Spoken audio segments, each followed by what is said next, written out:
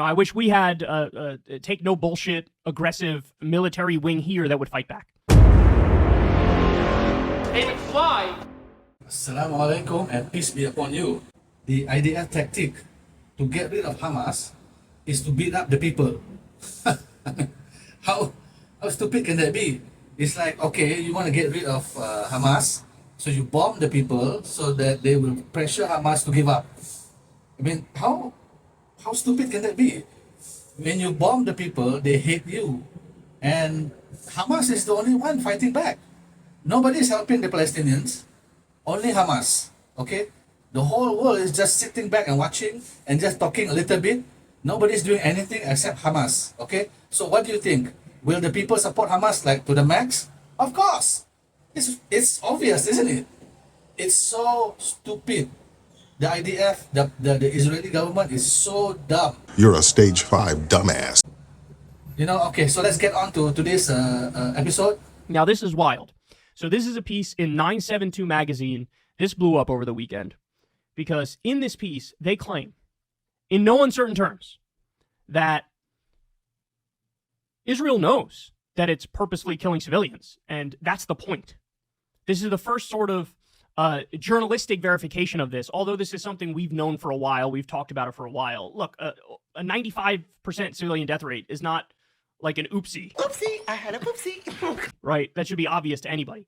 But this is verification from 972 magazine. So the headline is, a mass assassination factory inside Israel's calculated bombing of Gaza, permissive airstrikes on non-military targets, and the use of an artificial intelligence system, more on that later, have enabled the Israeli army to carry out its deadliest war on Gaza.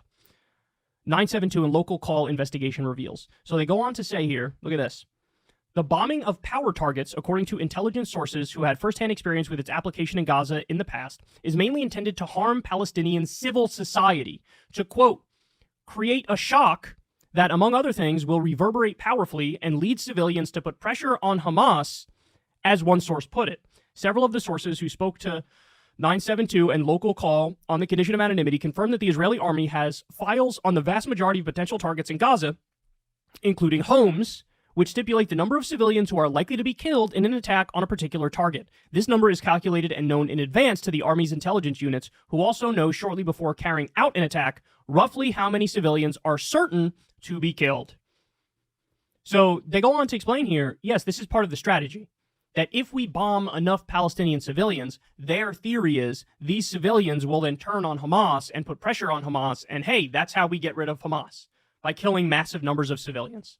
Now, keep that in mind, because there's going to be more on that later. In fact, you know what? Let's just skip ahead to it now so you can see what I'm talking about here. So is this working? Oh, would you look at that? Hamas support surges in the West Bank. Now, to be fair, the West Bank and Gaza are separate.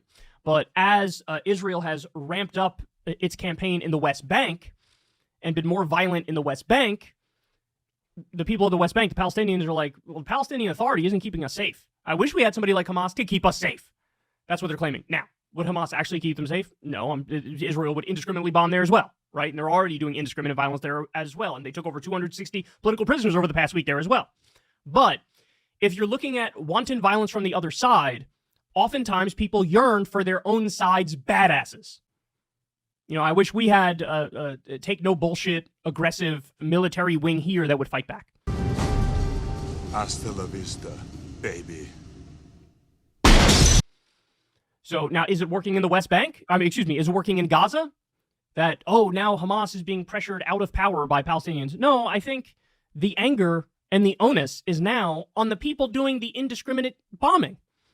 It's just more hatred for Israel because they're killing massive numbers of Palestinian civilians. It's not, I'm sure there's some people who have now turned on Hamas, but there's no evidence to indicate that it's sort of widespread and they'll actually get Hamas out of power.